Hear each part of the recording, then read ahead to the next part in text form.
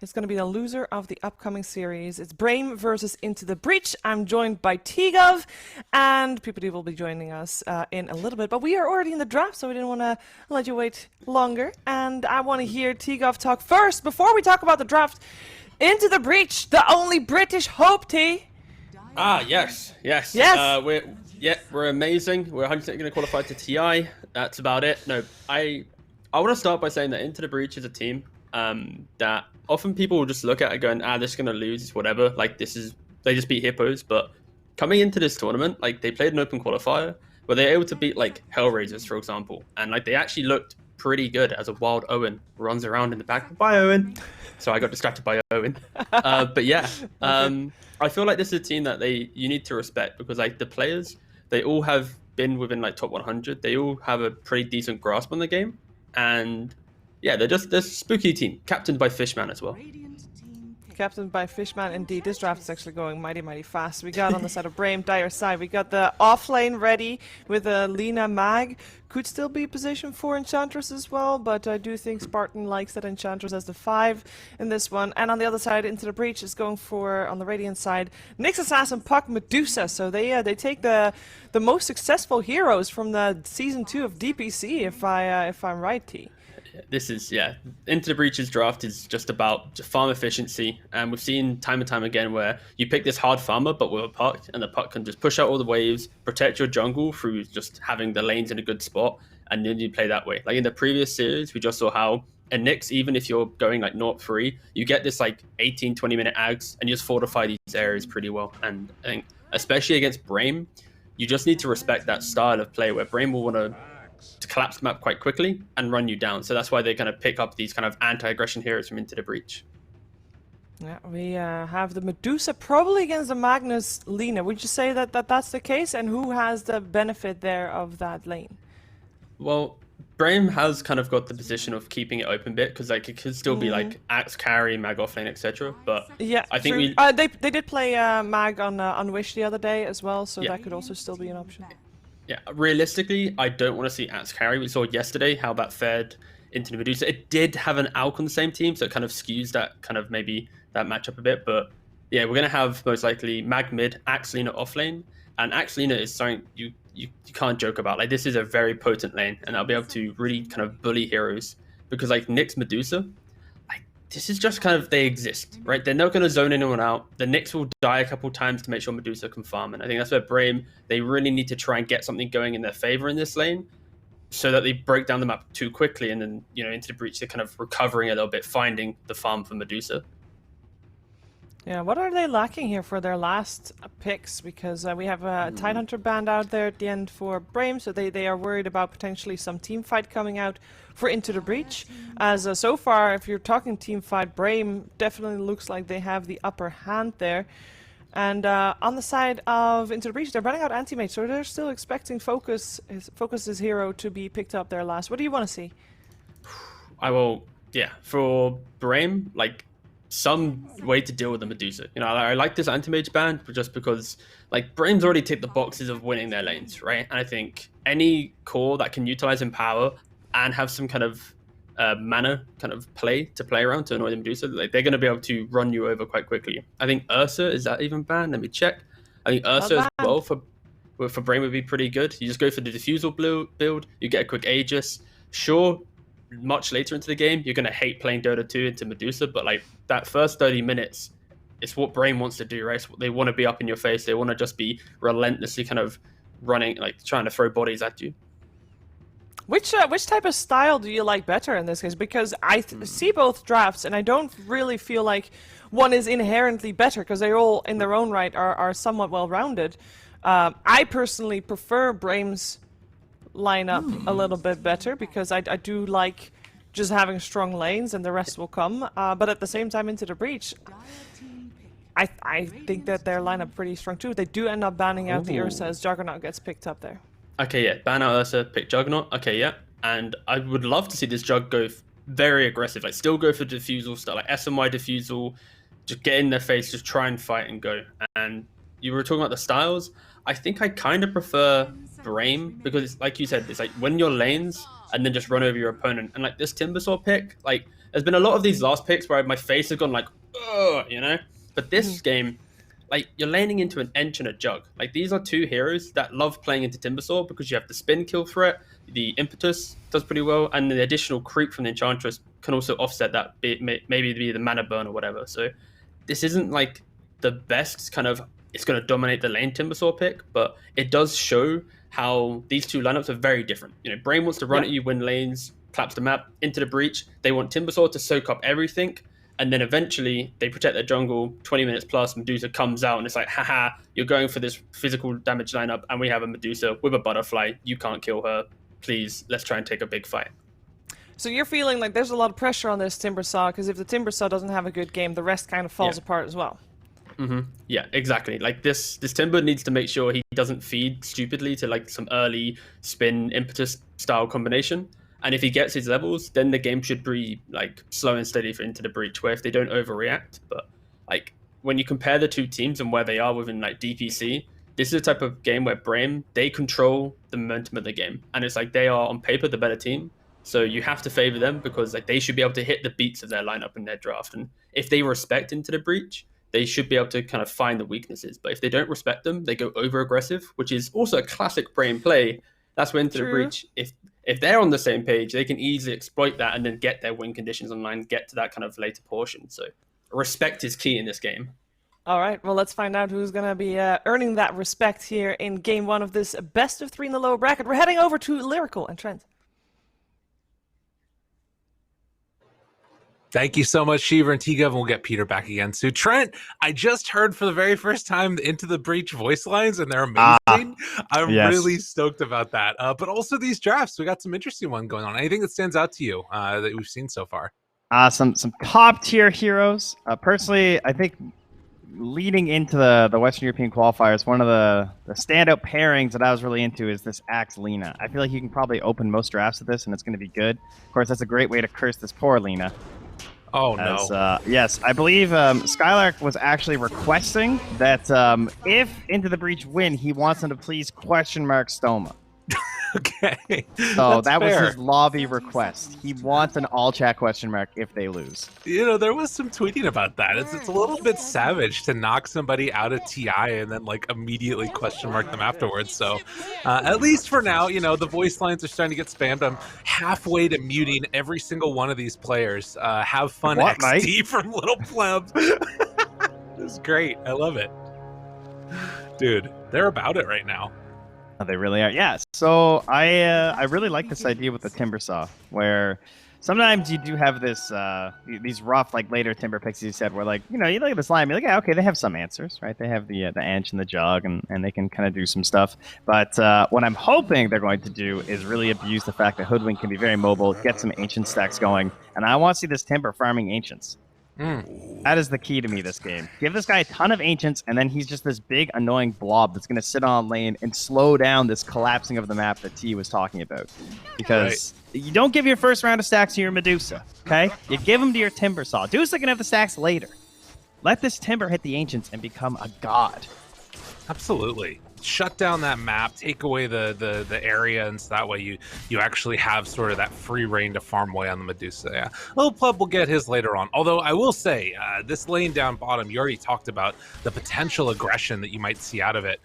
He's just going to be eating these right clicks constantly from the Lina, and you know, Skylark can stand here, happy as a clam as well, keeping that pressure on.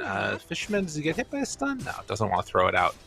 So yeah, we'll keep our eyes on that one. Well, what about this Spartan Enchantress? Like, do you think that that's going to be able to put the pressure onto the Timber in the lane like early on, or can Output sort of just play it a little bit more safe? Ooh, rough. Speaking of which, they got the courier up there, yeah, up top. But they had Spartan down bottom at first, which I thought was good, right, for the instant pressure onto the Medusa. Hence why Little Pleb's still recovering under that tower that you see. And so they haven't quite decided what they're going to do for the blocks. And look at this. They're covering the block between the top and the mid. Excellent blocking here from the Radiant team, because those are the two camps that the Ench likes to abuse. He's Spartan running by right now, but the Radiant have put the wards in there. So she's go all the way over just to find a Frost Mage. Yeah. And look at half of it's gone by the time he gets back to the lane. He's going to get like one Ice Armor on Jug. I know, that's super annoying. Well, and actually, gets him underneath the tower there for a second. But yeah, like, what are you really doing with this ice armor at this point? Like, you're making it hard for Tanner to trade, but he's not really wanting to do that most likely anyways, as we can see, again, back towards mid. At least at these early goings, Mag having a nice time of it. Obviously, the Puck, one of the strongest laners that we've seen in a while, but you can just spam out that wave and maybe even get a couple of those water runes, depending upon how quickly Puck can make the move. Yeah, should be the advantage for the Puck, right? And I mean, two different game plans between these two heroes. As Mag, someone who can abuse neutrals, obviously a lot more than a Puck. Some Puck players we've seen really go after like the hard camp stacks and stuff, and maybe their team will prep those for them. But I think this game with the Medusa and a Timbersaw, you're really hoping that we'll get some rotations from our Puck in this game, right? Especially you want to watch for the dives for the Axe lane to TP in and coil. It'll be something to watch for sure, if they can find a punish for that. Right now, at least, you can see just all this pressure that they're laying onto the Medusa. And actually up top, Focus going all the way in on Tanner right now. Seeing if they can bring him down. The Fairy Fire, couple more right clicks. They get him. Yeah, I really appreciated Focus's games yesterday. This guy goes in. He's very aggressive. And it seems like he has a very good sense, especially... I found in the late game of like when he should be diving in. Even if it maybe doesn't work out for the best, I feel like he's got that good risk assessment of like, this is my best chance in this fight to turn it for my team. And sometimes that looks a little disastrous, and other times you get a kill like that. Yeah, that's fair enough. Obviously, it's, you know, looked pretty good at times, this jug on a lot of different heroes, as Spartan actually is getting chased up on the top side. The bushwhack there, and a right click from Timber ends his life. So a little bit of a struggle, just level 2 on that Ench, and obviously not having the creeps makes it that much more difficult to actually do anything in this lane. Yeah, how are you going to set up for a spin play against a Timber who has like 2 points in Timber Chain at this point, and you don't have any good creeps for like Centaurs or anything? Tanner's just standing in the camp, he body blocks it out. Spartan comes back towards his neutrals. Oh, he almost got bushwhacked and died. The unfortunate dis-synergy between these two heroes coming into play. And you can see just like also the other thing is like this bottom lane, it's also really a struggle. Skylark 2 points up in the battle hunger and actually rushes the Urn of Shadows, going back for phase boots afterwards. So a very aggressive lane, and Lil Pleb has taken the heat. I mean, this should honestly be our major focal point. The top has a lot of action and everything, and bottom's slightly boring in that regard, but I mean, this is a Medusa with 5 last hits right now at 4.5 minutes. So yeah, so I don't care about those kills anymore. Didn't you hear me, Usin? I'm talking about this Medusa. Thank you. She's got no last hits. She's very sad. And when does that change, right? Like, what are you gonna do? Go to the jungle at level 3 as a Medusa with 2 points and Mystic Snake? That's not gonna be very fun. Yeah, and sort of signaling again the reality that this game is just like, it's not going to be a time when she can take those ancients early. And the way it's gone, there just haven't been any stacks created at all. They don't have an opportunity to do it. They're sort of needed in all of these lanes simultaneously. So put in the lifeline, called in the reinforcements. They got Tanner. Oh, can they bring down the Lina? Looks like they will be able to. So Tanner clicks him away, but Skylar continuing with just this oppression in this bottom lane here, 30-16, as he just has completely taken over. And I mean, this is why we don't see it all that often, as there's going to be an escape right there away from that jug spin, backing away, perfectly fine. The Urn is really funny because typically you don't get this much success out of Battle Hunger versus the carry specifically. Versus the support, sometimes it feels kind of amazing because like they're having a hard time finding the creepy stuff. But like the carry player, you know, like tends to be they can find a last hit or two to try and get rid of that. But he's just been spamming it nonstop with that mana regen. You know, I want to go back later on and like look at what the damage statistics are from Battle Hunger on Medusa, because I feel like it's going to be crazy, right? Like so much regen expended as, well, again, the spin up top, trying to find the finish, needs a couple more punches, and can they get him? Oh, gets across! Yo, what a baller. That was sick. No panic, knows his plays, bottom lane, another go here, but I think Skylark's also, oh, okay, we got a Puck. Rotation. They get the call afterwards. It's only onto the next. Pulls them underneath that tower, trying to dodge the stun. Does a little fancy footwork, but they will be able to get the kill nonetheless. Fishman goes down. So they managed to bring 4 heroes and get the kill on the Axe. That was a big rotation, but well worth it. Yeah, your Medusa has 11 last hits. I guarantee. I mean, we've all had these players on our team. We know what the comms are like. Yeah. I have no game. Guys, I need help. Where's my mid, you know? Right. It's that kind of a situation. And look, he gets back in time for the wave even, so great rotation here for me to see. You know, sometimes those are like the rank 32 players or whatever it is, 36 somewhere in that neighborhood. Obviously, this time it's just they're putting the pressure on him. Don't think that Lil Pleb is an account buyer. That's not what I'm trying to say. I'm not flaming players. Okay, so you're calling him an account buyer. Got it. Exactly. Okay, thank you. As Spartan is going to get brought down, and Malik also. Oh, wait a minute. A chance for a turn there. Can they get this kill onto Focus? Yes, indeed. As a double for the Timber. Really nicely played. My game's so bad, I'm going to tip the enemy carry, who has quadruple my last hits. Yeah. All right. Oh, no. That's cool. That's good. Damn, dude. Yeah, Timber working out extremely well.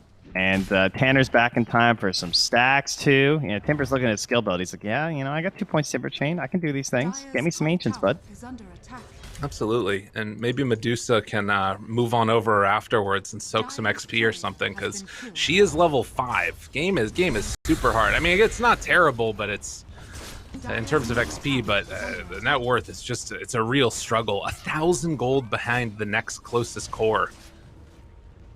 Oh, the best thing to do is apply pressure somewhere else. Force rotations away, and that's what they're going to do. They're bringing the puck up top. The Greek freak of Focus is in trouble. Can they kill him off? Silence is there? Yes. Yes, they definitely can. Oh, is there another tip in the waiting? I'm waiting for it. No, he's going to let that one, like, simmer, you know, kind of just marinate a little bit. He's like, Gotcha. You know I would have tipped you, but I got to save some for later. They didn't even coil, though. That's why he gets to do it mid instead. Really big, and trying to find something. Can't quite bring down Wish. A little bit tankier there. Another thing, Jug's TP on cooldown for another 20 seconds, so he's gonna have to walk back out 20 lanes and keeping the pressure on. Man, this Timbersaw is having a hell of a game right here. So he's gonna try and bully back Spartan. You know, this was first phase banned in a lot of the other regions, this hero, and I think for good reason. It's yeah, it's showing its stuff right now. I mean, no one can even get to the tower now to farm. Again, the big thing to me is these offlaners that give the space to the 4 are so crucial for the stacks. It's like neutrals just kind of like win games right now. It's so much just manufactured gold. Not just for whoever you're giving the stack to, obviously, but also for the support that's stacking and getting those bonuses. So, like, he can push this wave into the tower now top, put the pressure onto the tower, go back to the stacks, but they are bringing all the heroes up here. Have they baited him now? Oh my god, they got him again! I mean, they have RP. Oh my god, yeah, they kill him? He's just gonna walk away? Dude, that's wild. That's so nuts. I mean, I guess the thing is, like, if that's one of those moments where it's like, if you don't get the kill, I guess, like, it just feels that much worse. Oh yeah, that felt awful. I mean, they instantly ran back and started dewarding. So Soma had the right idea because, I mean, he saw the mag coming, I'm assuming, based off of that ward that was in there. So now he's just on the tower, though. The wave is there. Life is great right now. What does Skylark need to do? Because he went for this Urn build, which is really cute for a little bit, but that means he doesn't have Vanguard, which means that he's not farming his Ancients right now. And he's also not moving into the Radiant territory and taking away any of their neutrals. So I kind of worried that this build was a mistake. Yeah, it's going to depend a lot, I guess, around this Blink Dagger timing and what he's able to do there. As the Coil, it's going to connect onto a couple. Bushwhack afterwards jumps onto that tree. Oh, the combos. Doesn't matter if it breaks the stun. You kill the heroes. Yeah, we'll take it. We'll take it. Oh, sick. And they have a catapult. Man, this is excellent stuff. I mean, there was some concern about Brame trying to get it on the map early. I love the carry player with the choo-choo voice line. Just, you guys are doing great. Nice plays, catching up. Don't worry, we'll get there. Me and my fairy fire. One step at a time. I mean, Focus also just trying to recover up in that lane after the tower was taken. Now mid is gone, and the best neutrals are the neutrals of your enemy. And this is Timbersaw, guys. This is why this hero was broken. Do you see this? Oh my god. Did you know how broken he is at farming Ancients, everyone? Because it was not being abused enough until like 2 weeks ago. Well, and the other thing we just see over in the jungle, they take away the full 3-stack almost from Focus. And actually, if he's not careful, they drop down the sentry. That spots out that Fishman is there, goes for the Omni Slash play, dropping over onto the puck. And looking for a bit of a turnaround. Fishman is likely going to fall here. Doesn't have a TP. Yeah, he's super dead. Just Space, might be able though. to buy a little bit of space. There you go. Yeah, that's what we got to do. Kill the courier. Yeah, kill his yeah. courier. No. Skylark isn't having any of it. He gets his first star in charge there. Oh, true. So that's the blink reveal. All right. We got the like 200 HP Nyx Assassin. So, yeah, as you said, though, that needs to be the big play, as he needs to get out there, grab more kills with this, and play the aggressive game with his Spirit Vessel. So, meanwhile, Lil Pleb recovered enough, and they left the stacks for him, mostly because I think Malik's been having a crazy game. He definitely does not need them like I thought he might. He's able to hand them off to a very wounded Medusa, thanks to the Aegis that he stole from Brame. I was wondering, yeah, he's going to soften him up a little bit here as well. Oops, did I grab all Oh, those? no, my bad, guys. Didn't mean to. It'll be really helpful. He's actually not even taking him for her anymore, but she is working into what now? Just the Yasha? Yeah, that one's completed at the very least. Still behind, but starting to catch back up a little bit. And this Jug is not as far ahead as you would imagine for this empowered hero, but a smoke up, and they're heading over towards the triangle. And he has Diffusal, so I think he wants to maybe jump in on this fight if he can. Smokes break, doesn't jump. Probably a good thing he didn't jump there. There were a lot of lurking heroes. True. So a little bit of a slowdown now, as Focus is going to get a little bit of me time. And Wish, they spot him. Good blink away.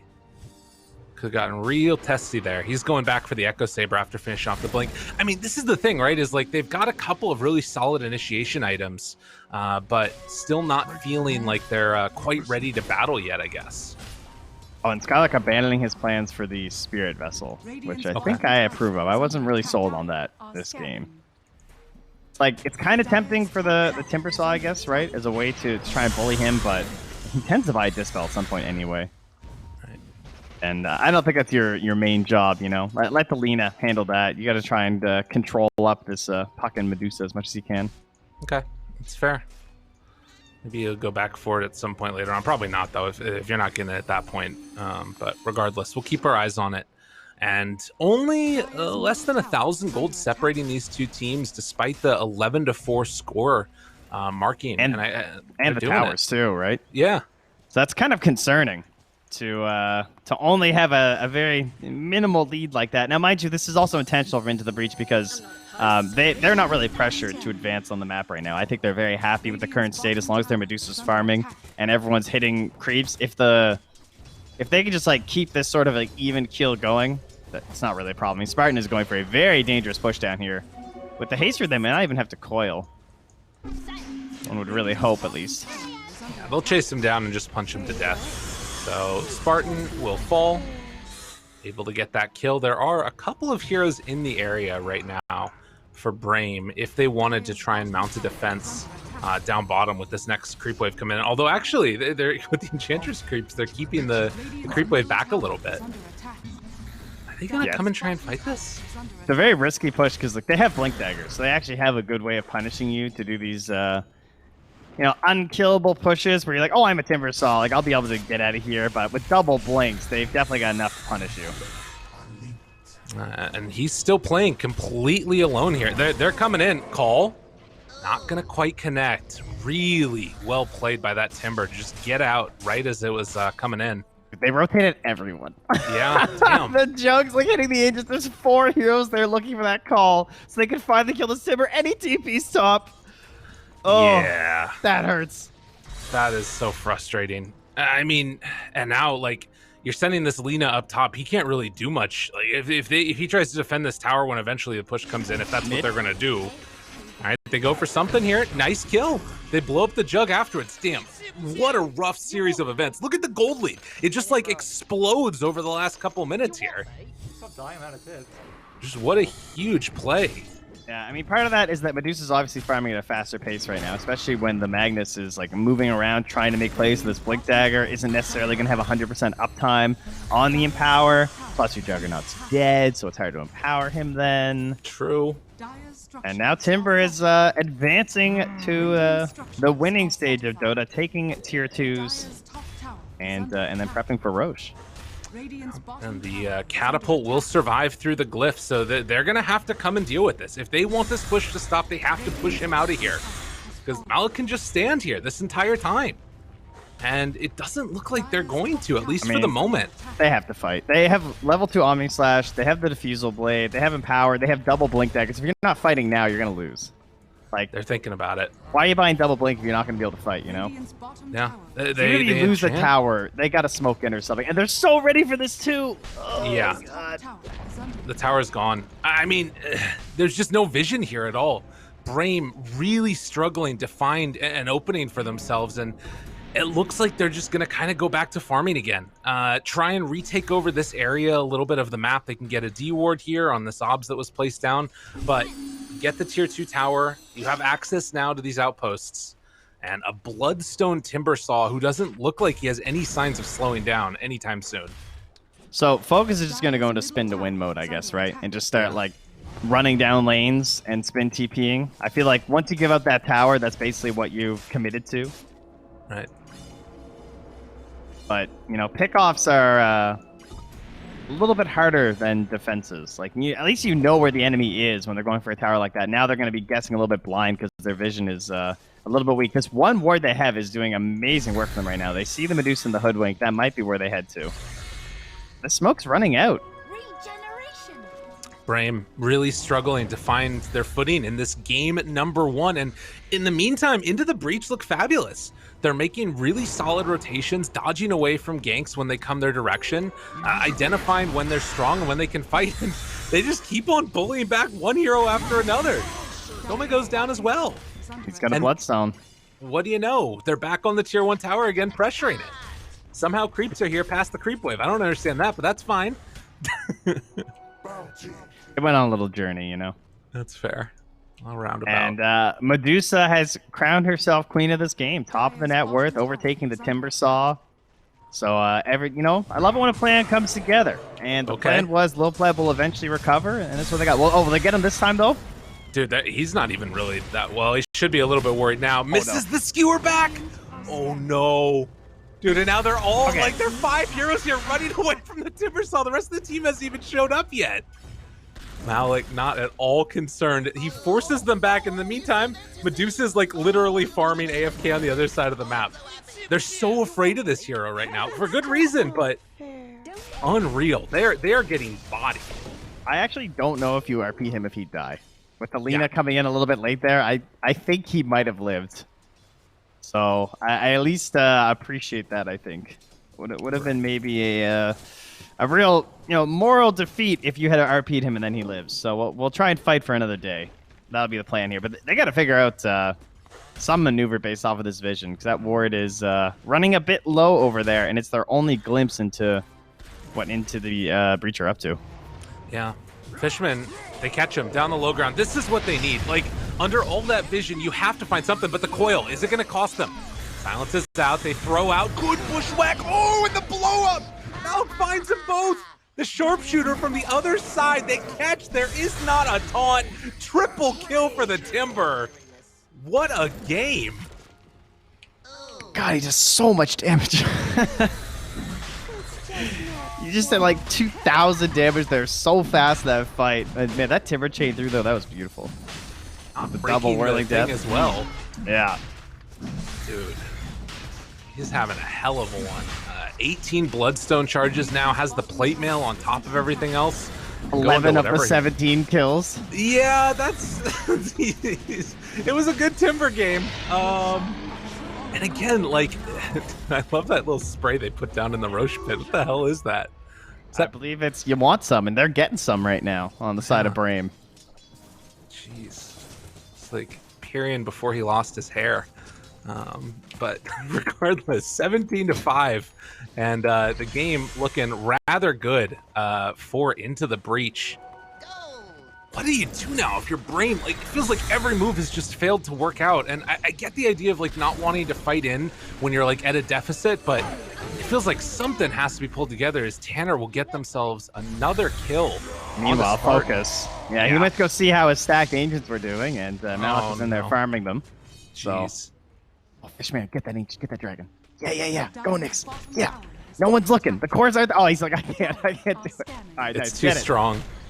He's doing this, 20 Nix. damage a punch. Battle! Oh my god. He gives up. He can't do it. I'm not going to win this fight, guys. Nailed it. Timber's coming in to take care of business. He could just soften it up, loosening the lid on the jar for him. I like it. Well, a 10,000 gold lead now at 21 minutes. And again, Brame trying to dodge away. It does feel like they're sort of hoping to prep for one big engagement to turn all their hopes around on. Unfortunately, if this keeps on happening, it's just not going to work out. Dominating for the Hoodwink. 5, 2, and 10. Aether and Ironwood Tree is just like the GG Hoodwink. When you're leading, it feels so good. Yeah. Scurrying around the map, setting off easy picks for your team. Still has 5 charges of Spirit Vessel right now. There's also a Medusa in this game. I know you guys probably weren't aware of that, but she is in here for the closer, the anchor, as it were. And Skylark is looking for some sort of a massive play, or perhaps just for some Ancients to spawn, but will now retreat out. And oh my god, they were right on. They knew exactly where he was going. It's interesting because I feel like at various points, we've cast at this point, like Eastern Europe, we've cast NA, we've seen the other ones going on in Southeast Asia and South America. And at so many different points, I've seen all of the Into the Breach heroes first phase picked. Like, it feels like they just got all the good heroes. Like, I don't know what happened.